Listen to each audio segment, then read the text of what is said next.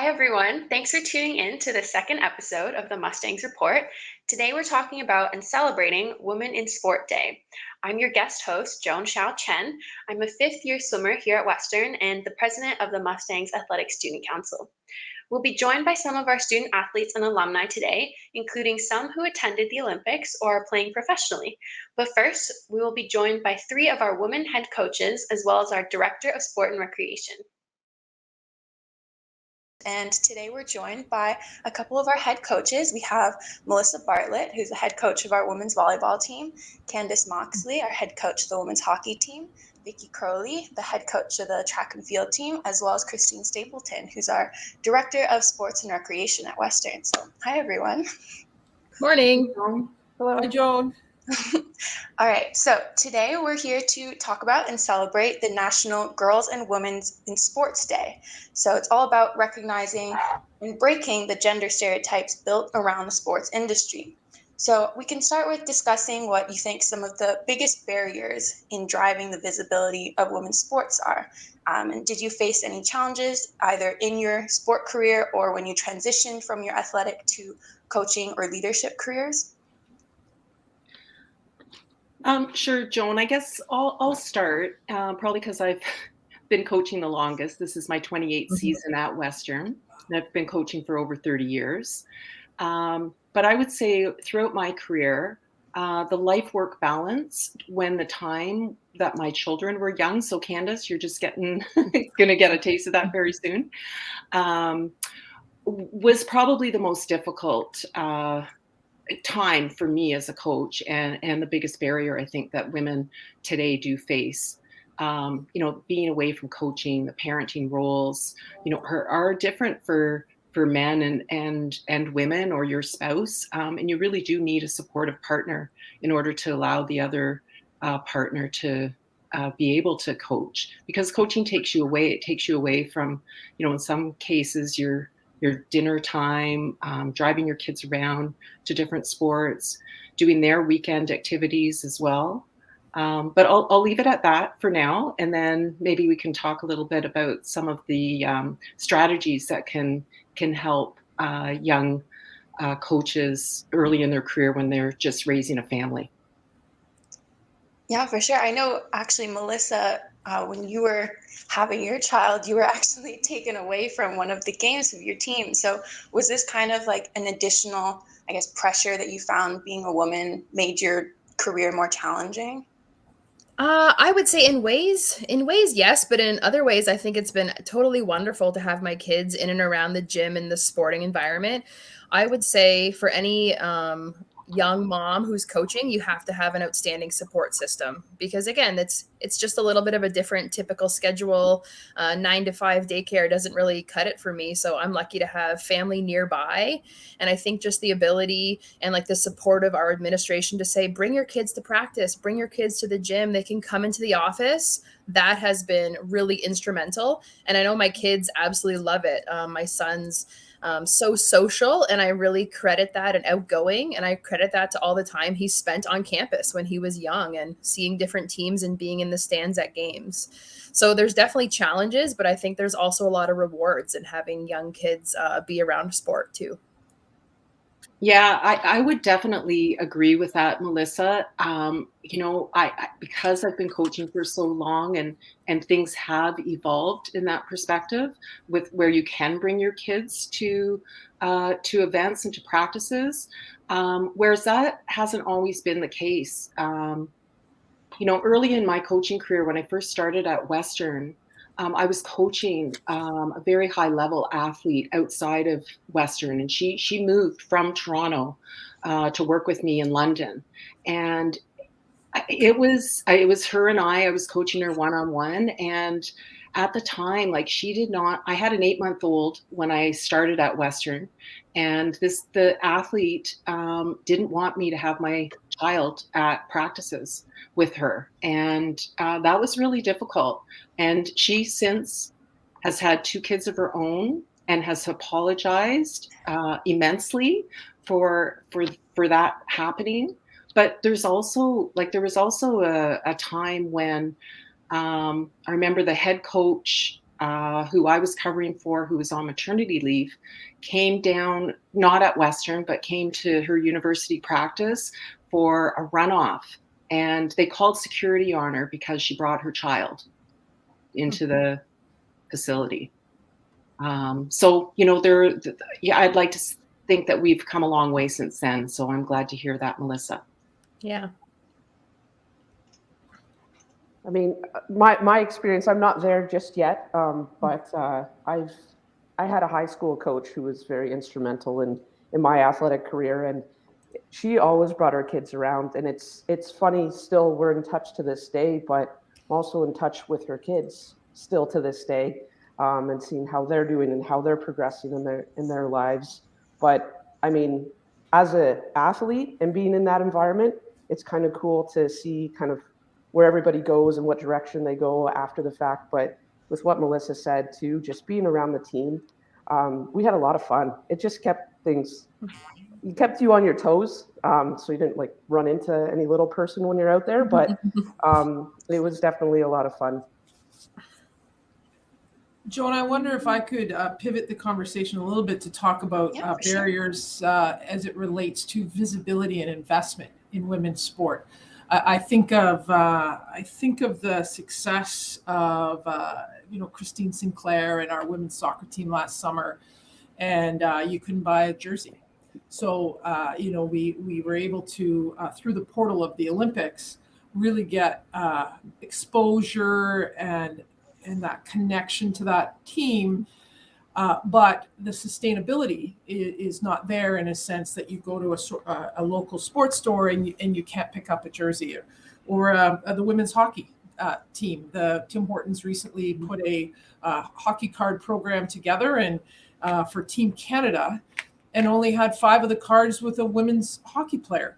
So and the WNBA is another example of a league that has shown record-breaking engagement, and yet we're still not offering these sports leagues, with the same level of investment. They're newer, so they need investments. And I even think of the programs that these 3 women are running.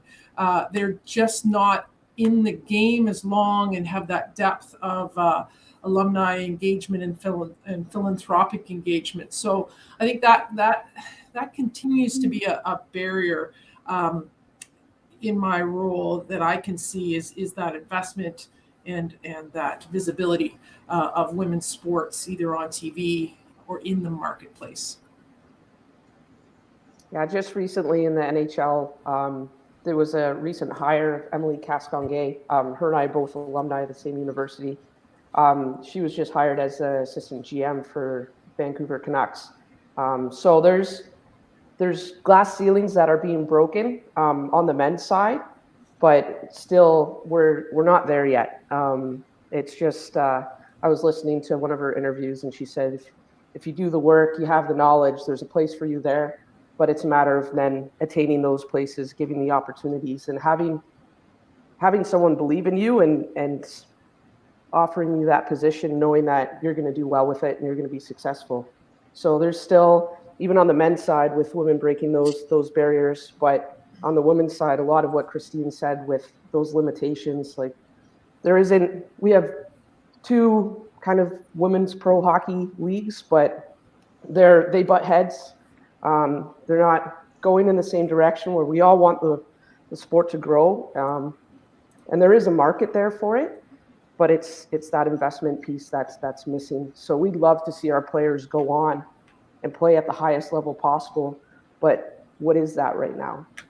So it's really hard for us as coaches to, hey, like there's this opportunity, they're limited. So it's really tough for us to kind of what's next after you graduate from university. So that's a pretty strong barrier right there. Yeah, and just to add on to that, Candace and Christine, I mean, you've been hiring women like coaches for women's sports for years, and it's always hard to have women apply for those positions in some cases. And I do think that confidence is also a barrier for women when applying for jobs such as coaching. I mean, research has shown that a woman may not apply for a job if she doesn't think that she is fully qualified. So if you don't have all the qualifications that are listed in a job application, you may not actually go ahead and apply. Whereas, many men will go ahead and apply if they don't have all the qualifications because they think, oh, but I could do this, I can do this, I can add this program. And so what ends up happening is we really have to recruit our potentially strong women coaches who are current athletes in our respective sports to apply. And you do have to encourage them. And I remember recently telling a recent hire across the country at another university that she needs to take the same confidence that she had as an athlete into this coaching interview and role. And she went ahead and she ended up getting hired for the position. So we need the support, and it's not if a woman doesn't necessarily apply for a position, it doesn't mean they're not out there and there isn't the interest. You have to look at the number of athletes that we've had in our sports that are equal to the number of men that have been involved, and that balance or the number of moving on in a career in sport should be the same amount. So we should be having more of these women apply, especially when we have some, good female role models starting to be in these positions. Yeah, and actually for, I guess, listeners who don't know, we have majority of our senior leadership team at Western is in the athletics department are women. So we have Christine, we have Stephanie White, the director of sport, Beth Emery, Bonnie Cooper. So I guess, Christine, for you being in this senior leadership position, do you feel additional pressure because you're a woman and you're dealing with a lot of male coaches or male student athletes, or is it something that I guess doesn't really come to mind? Oh, that's a great question, Joan. I follow here at Western a great leader in Trace Quigley. So she was a very strong, pioneering leader in women's sport in Ontario. She was one of the leaders as an athletic director that supported the amalgamation of the OWIAA, which is the Ontario Women's Intercollegiate Athletic Association, and the OUAA, which there used to be two. There used to be a men's and a women's a conference structure. And Therese was one of the leaders at the time that merged that structure into what we currently have, which is the OUA. And she did the exact same thing as a leader here at Western, merging the Western Mustang Athletic Alumni Association. Used to have two different structures. And under her leadership, when she was here, it's now a stronger, more diverse alumni chapter here at Western, the Western Mustang Athletic Alumni. So I follow a great leader here at Western. But I was, in my role as the athletic director at the University of Calgary, the first female athletic director there. And with the role that I had at the, before Calgary, I was the assistant director at Waterloo. It is about building connections and relationships based on my skill set, not my gender. And I think that's something that I mentioned, Therese, that I'm not going to get into all the women that I had been mentored by over the years. But there's certainly, I feel a responsibility to continue to path a way forward for others that will come after me as well. Again, you mentioned Stephanie White, a tremendous leader. Very, very grateful that she is here at Western and in the role that she has as director of sport. That's a strong leader in sport that happens to be a woman, and she will go on. She's doing great things here at Western, and wherever she will lead, she'll be a great leader. So, it is really important to me to continue to find ways to support and build a breadth of diversity too. That's one thing that we haven't really talked about yet is bringing leaders that they don't look like me or the other women that are on this call, and making sure that there's a space and place for them, for all of us. Because if you can't see it, you can't dream that you can be it. And that's one of the things that I had as a student athlete at Laurentian University many years ago, was watching Michelle Belanger coaching at the University of Toronto. She was such a strong professional leader, and that was I saw it and I wanted to be it. And I think that's where I was inspired to get into high level sport at university, and then kind of situate my career at where I am now. So sorry, long answer, but just to kind of give you the context of the culture and the climate in Canada. And I guess kind of further from there, like Melissa and Candace, you both coach women's teams, but Vicky, you coach a co-ed team where the men and women train together. So do you notice any difference in the way that the men and women athletes approach sport? And is there anything that you need to do as a coach to encourage them in different ways? Well, that's a great question too, Joan. And I have been asked that before, and I would say that my answer probably would have changed over the years. As I said, I've been coaching men and women for over 30 years. And as far as athletes, like what they do physically, in terms of reps, sets, intensities, they are the same. The differences there are more individual, not based on gender. I'd say mentally it's a little bit different, but it can also be based on the individual.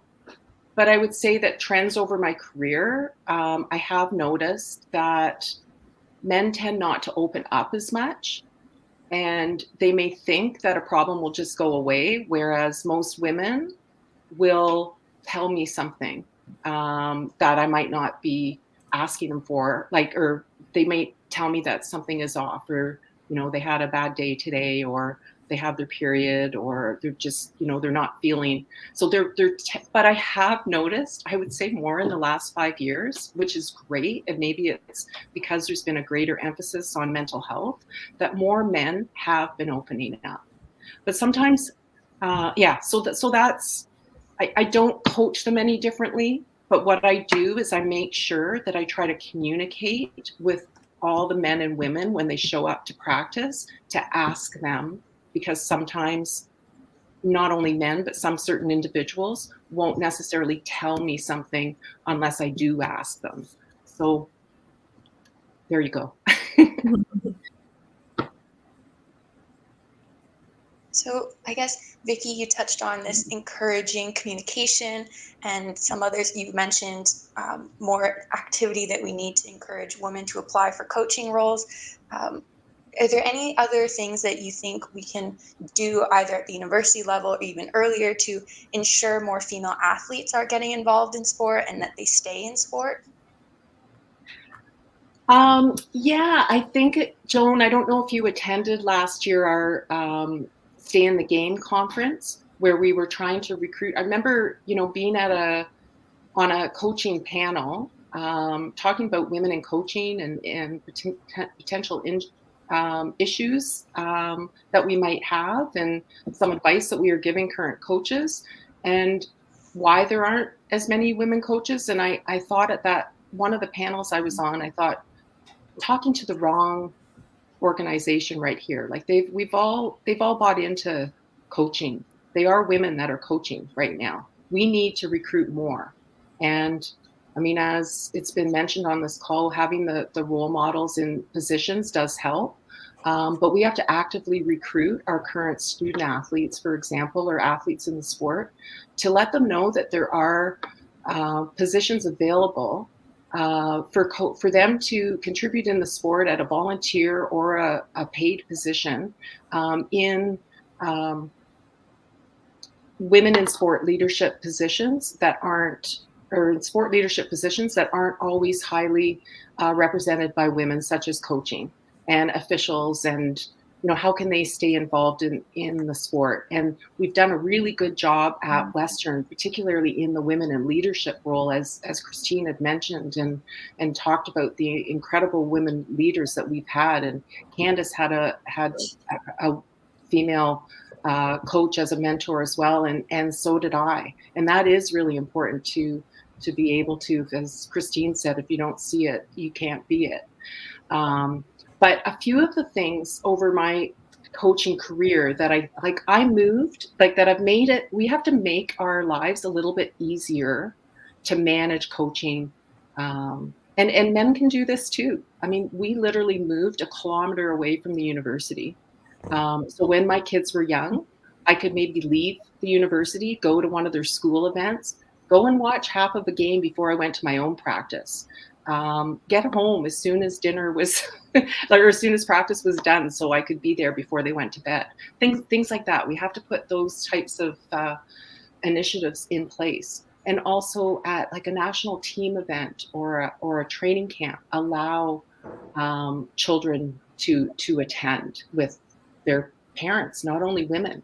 I know many years ago, I believe it was the women's basketball coach at the University of Alberta, had changed her practice time to earlier in the day, so she could, be home with her family in the evening and help out there. So there are initiatives that I think we can put in place to make it a little bit more enticing, and also having mentorship programs, which has really increased. The number of mentorship programs for women in coaching have increased in the last few years. So you have a young coach who is working as a mentee with a mentor, and that mentor can help advise them throughout their, earlier in their career, and be a sense of support for them. Yeah, I'll say one of the things that came to mind, Joe, when you asked that question, is like participation. It's not only in like women in leadership coaching roles or sport roles, but also just like youth participation in sport. And I think sometimes it's just about like showing them the pathway that does exist. A lot of us have referenced what Christine said. You have to see it to know that you can or want to be it. So I know I've taken some of my athletes to local club practices or high school practices, and they don't know that university sport is a thing.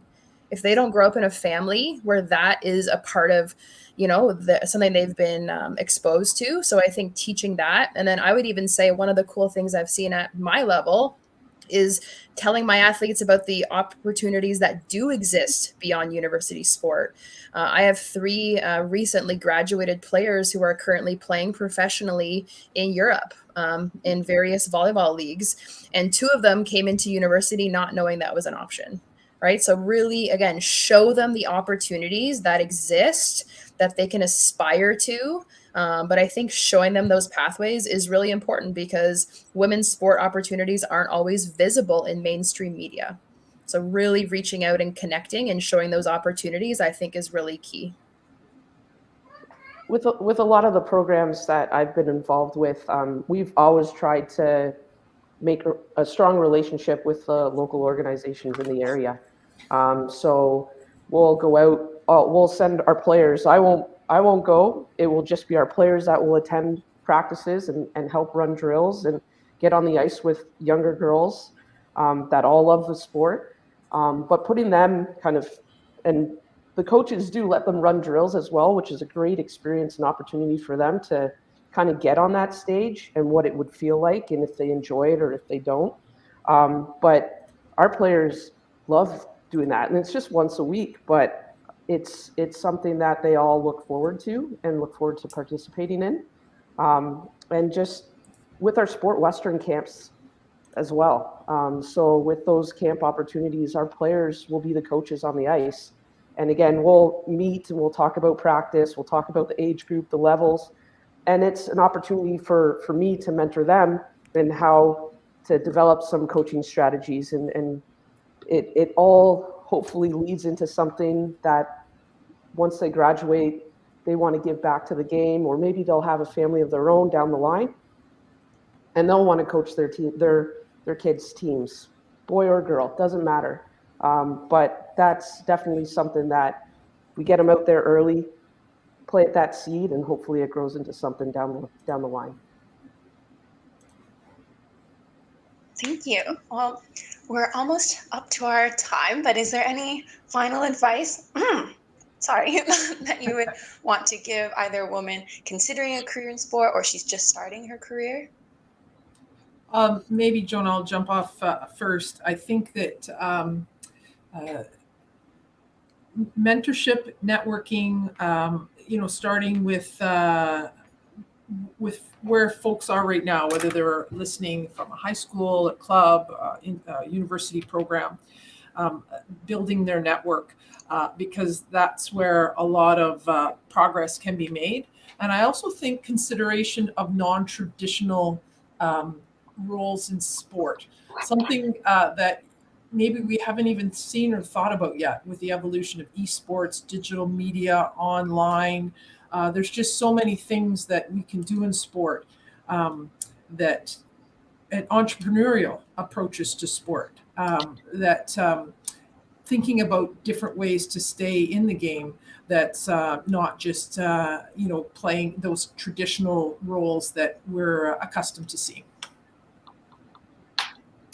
Yeah, and then I'll just add on to that. I mean, as Christine said, the mentorship and the networking is just so valuable, and we just need to encourage, those young athletes or those early in their career to reach out. And we have to do so. We're still trying to break some barriers. So we still want to have more women coaching and officiating and being referees. We need to provide the same opportunities in leagues and professional sports. We need to keep fighting for those things, and making it visible. Having professional sports leagues pay women the same as they pay men.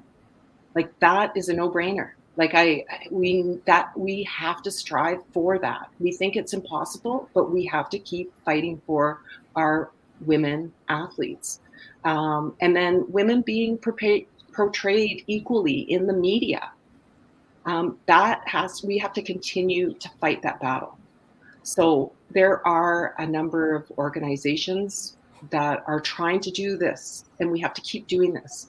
I mean, this podcast is an example. This is outstanding that this is a standalone, topic that's being addressed on this podcast. So we need to keep working together, ladies. Yeah, I'll add one thing quick. I think we talked a lot about visibility of sport, barriers in women's sport, and some of us have mentioned bits of equity as well. And I think that's something that, like, females in sport can get inspired by reading some of the truly outstanding stories and learning about some of the pioneers. I recently came across a quote from Billie Jean King. If you're listening and don't know who Billie Jean King is, you should look her up. She would be a great inspiration for a great female sport role model. But the quote was this: everyone thinks women should be thrilled when we get crumbs. I want women to have the cake, the icing, and the cherry on top too. And I thought that was just outstanding and kind of encapsulated how I feel about those that are pushing for equity in women's sport. Because we don't deserve the crumbs. We want all of it, and we want to be seen as equal, and how we're represented and valued and respected as well.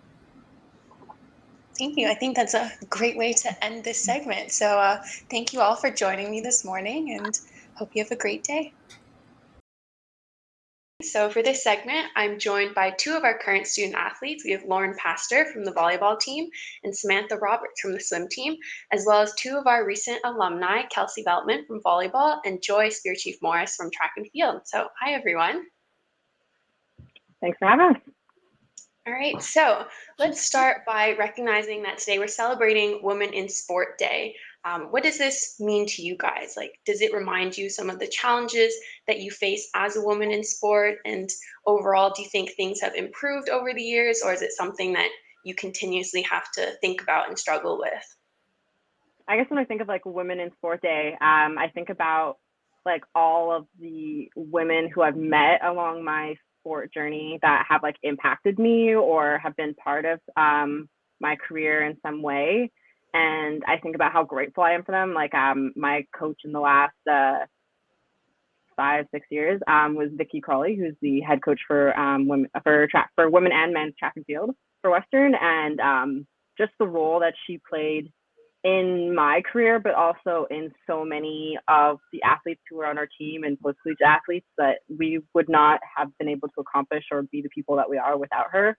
And I think we need more women coaches like that and more women in sport like that. So I think a day like this is a really good chance to really acknowledge those people. Yeah, I totally agree. And Kelsey, I don't know if you can relate to this, but for Women in Sport Day, like I feel really lucky to be playing a sport that's like female dominated. Volleyball gets a lot of women's volleyball gets a lot more coverage than men's volleyball. And it's just more well known throughout the world.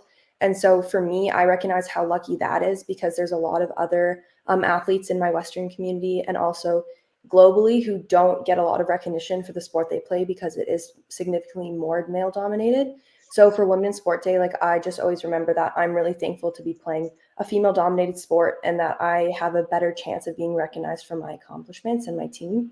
And so today, like I really try and think about all of my other female athletes who may not have that opportunity as much in their sports and really advocate on their behalf.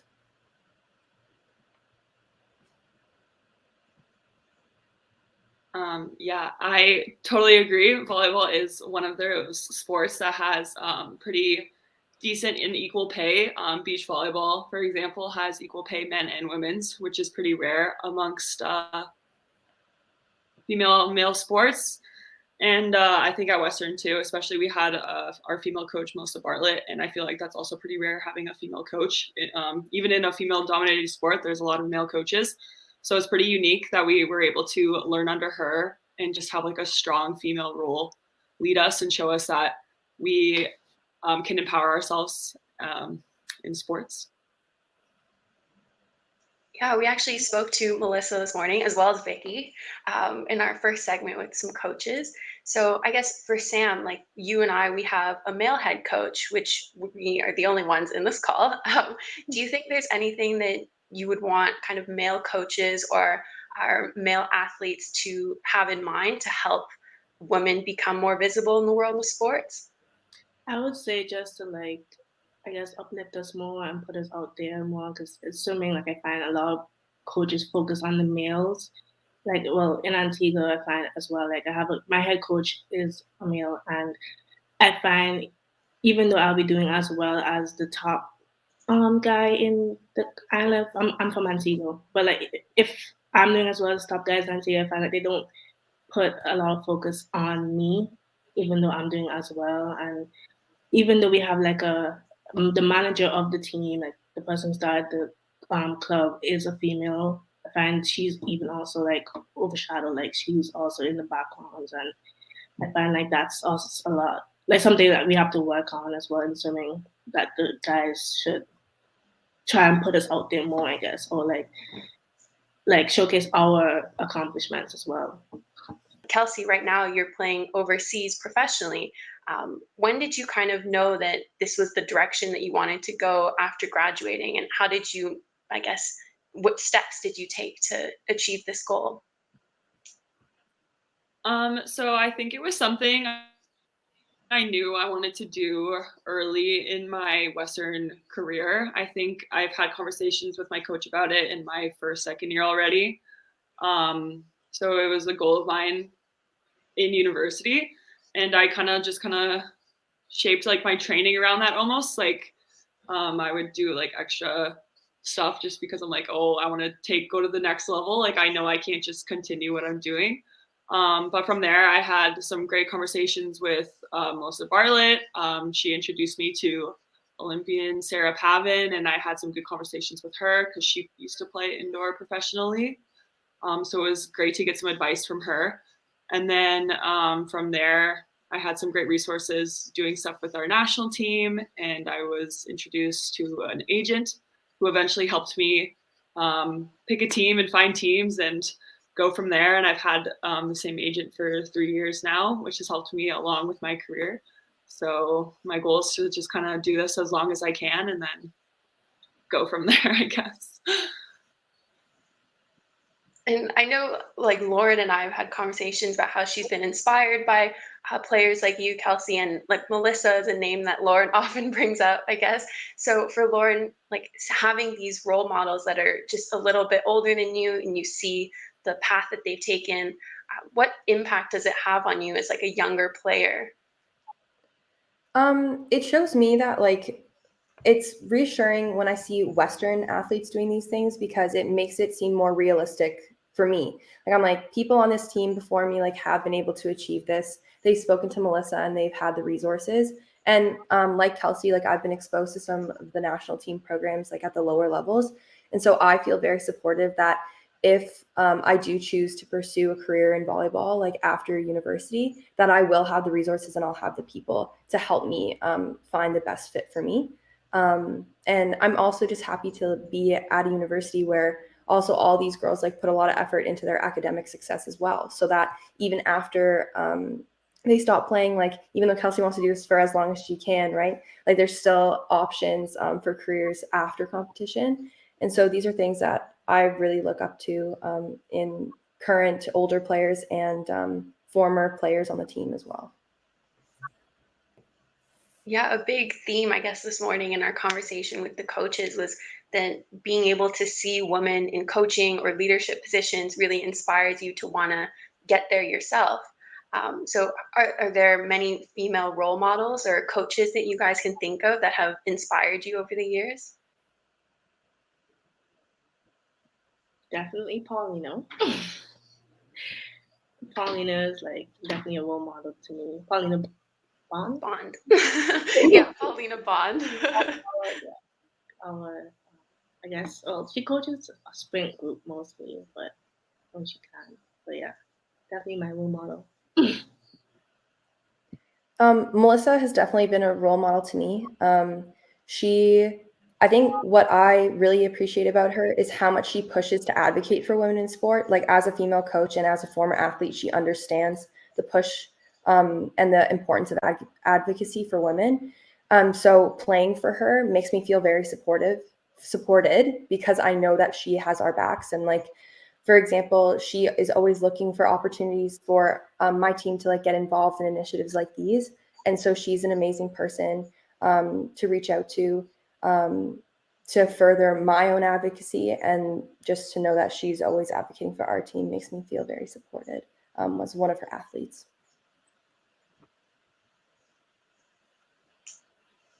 And I guess kind of building on that, having that support system as a young athlete is incredibly important. And also, throughout the pandemic, obviously with the, I guess, shift in availabilities to do our sports, there's been a lot of both physical and emotional impacts on all athletes. But I guess for you guys specifically, what has the change been like? And kind of how do you continuously motivate yourself to get back up and get out there? So I feel like I had an interesting experience with the pandemic because I was in the midst of my final training cycle for the Tokyo 2020 when the pandemic started.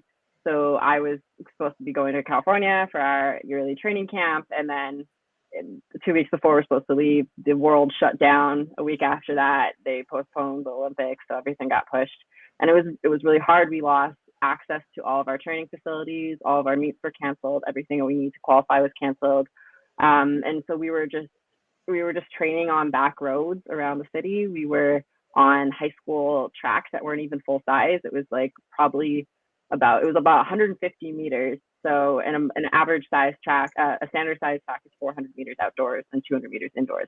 So we didn't even have the amount of space that we needed to train. We didn't have full equipment for most of the year. And it was really hard to stay motivated, especially when you were then being isolated from your teammates and from your training partners and people you knew.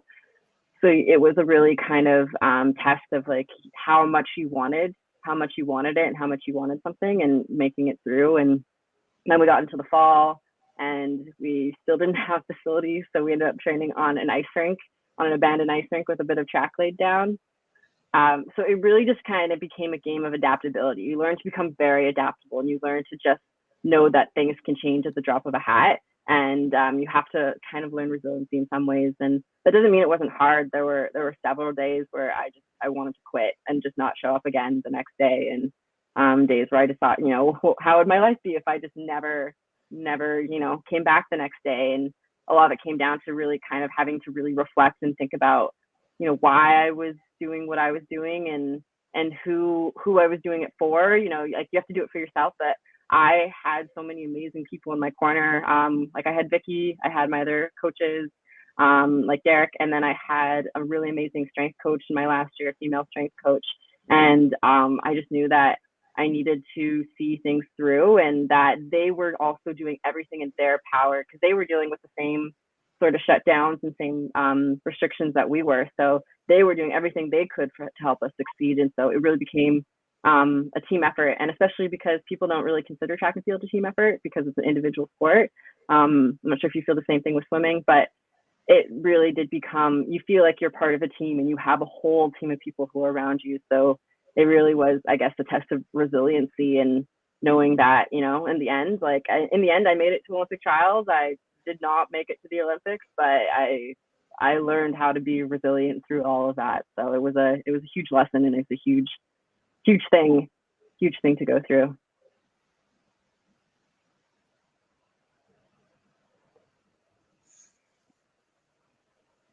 And also, I guess along the same lines, when it comes to mental health, I know, Lauren, you're a big advocate on our Western campus for this. How do you, I guess, support the people around you that might be having a harder time adapting and being resilient, like Joy mentioned? Yeah, I was actually going to say, being in a team sport during the pandemic felt very isolating because we weren't able to train all together, and the varying differences between people's motivations behind training, where there being not a season. So some people feeling like, oh, we don't have to train, or some people really wanting to train. It can be very difficult to feel like you need to like carry the burden of motivating people individually, like outside of yourself. And that is something that I feel like I struggled with a lot last year, is that I tried to like take on other people's frustration and tried to help them as much when I was struggling on my own. And so I think a really important thing that I've learned through the pandemic, like personally and in an athletic context, it's like you need to like take care of yourself first. And it's only when you feel confident and comfortable and safe with how you are doing mentally is when you can reach out and start thinking about how you can impact other people. And that has been the scenario more where I felt like I've been in a better place this year to reach out and help people. And I think the biggest thing is like people don't like feeling like you're forcing things on them. So kind of explaining to your teammates that you are somebody that they can come talk to, and that like I have access to resources that if they need them, they can approach me. And I think that has been pretty decent because I've had some teammates come up to me and just explain that they've been struggling, whether I've just been like a listening ear or I have been able to offer them a resource. I think that's the best approach to go, because it's difficult to see somebody struggling, but then try and actively do something when they're not ready to like take that on. So the pandemic has put a strain on team sports a lot because everybody's dealing with different things. But I found that has been what has helped me the most, like getting through this time in a team context. Going back to our main theme today of, the resiliency of women in sport, what do you think are some barriers that are holding young girls back from joining sports? And what are some things we can do to encourage them to not only join, but to stay involved in sports?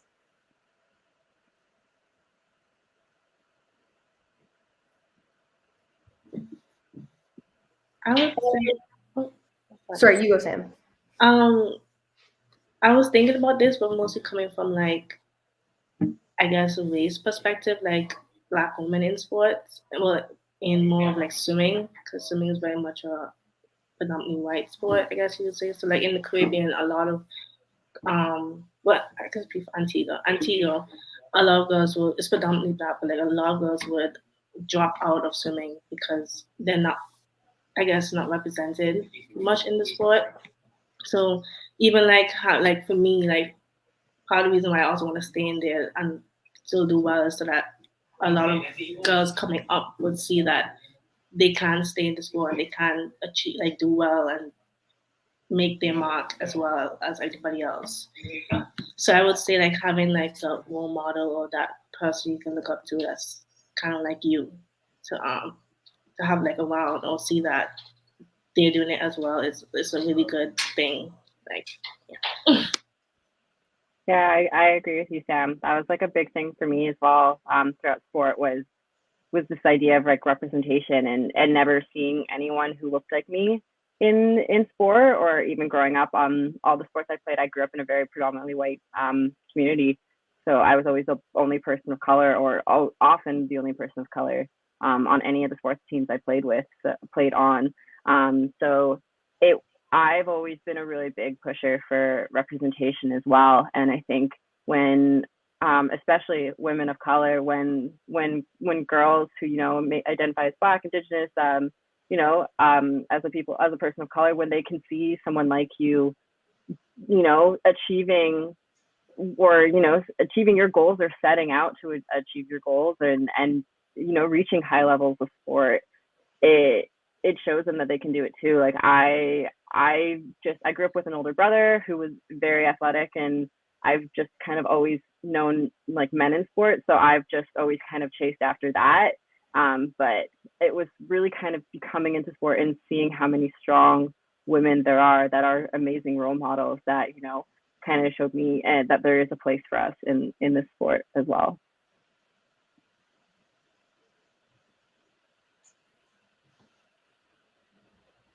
I guess to kind of touch on some of like the benefits of why, like, I think it's really important for women to join sport, at least in my own opinion and my experience. Like, it gave me a lot of confidence and introduced me to and showed me sides of myself that I don't think I would have discovered like without sport.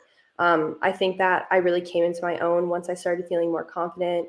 I was able to start building relationships with teammates. Like, I didn't really have a lot of friends or big groups of friends like growing up until I joined sport and was able to be in social situations where I had to like actually practice interacting with people on a team. And I think the camaraderie that you feel being part of a team sport really helps you build the confidence to make those connections with people at school and outside of the sports context.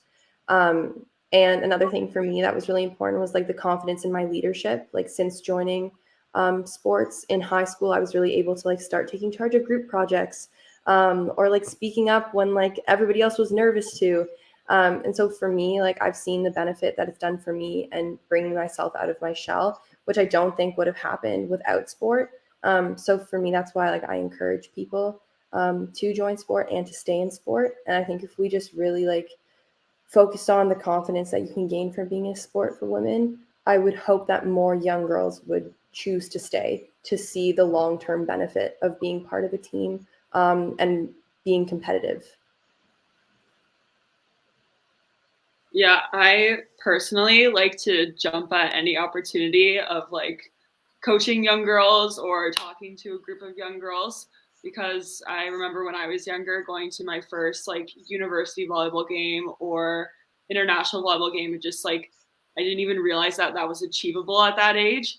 So just I feel like introducing yourself or like telling your story, or showing that younger girls that like these are some steps, like these are next levels you can achieve and these are things you can do, and it's not just your dad coaching you. Like, there's so many other opportunities, and I feel like a lot of young girls sometimes might not even realize that that's even possible. So I love to coach or talk about these things to them and encourage them to, if that's something they want to do, to like, it's totally attainable. And I feel like a lot of little kids like aren't exposed to those like big things yet all the time.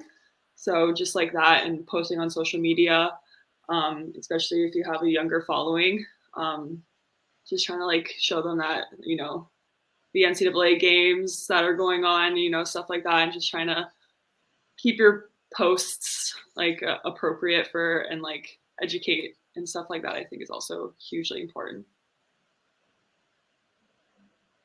Yeah, cool. So I guess to finish off, if you guys had one piece of advice to give to a younger version of yourself, what would that kind of be? At a really young age, I started getting really frustrated that I didn't find my sport because all my friends were playing sports and I tried like every sport and nothing worked for me. And it got really frustrating until I found volleyball.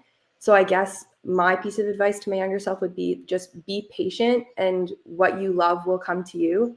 You will find the thing that you click with. You'll find the thing that you really enjoy. But just keep your mind open and know that sports has a lot to offer in a lot of different forms, in team sports and individual sports. And yeah, from all walks of life.